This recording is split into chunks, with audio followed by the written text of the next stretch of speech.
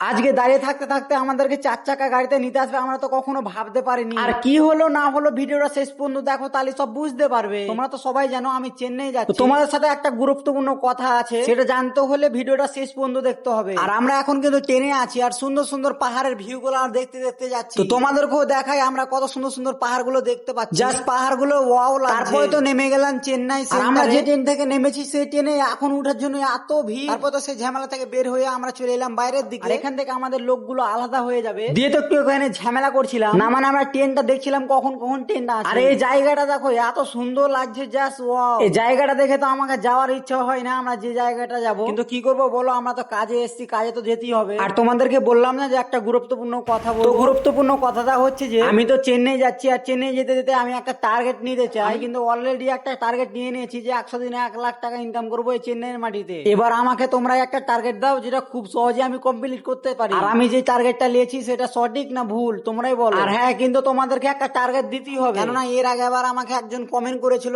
60 দিনে 60,000 টাকা ইনকাম করতে হবে। সেই টার্গেটটা নিচ্ছি না, আরো কিছুদিন বাড়িয়ে আমি 100 দিনের মানে 100 দিনে 1 লাখ টাকা ইনকাম করবো এই চেন্নাইয়ের মাটি। তো যাই হোক, আমরা এখন চলে এসেছি বাসা, কয়েকদিন রেস্ট নিয়ে আমরা কিন্তু কাজে লেগে যাবো। তো ভালো থাকো সবাই, পরের ব্লগে দেখা হচ্ছে।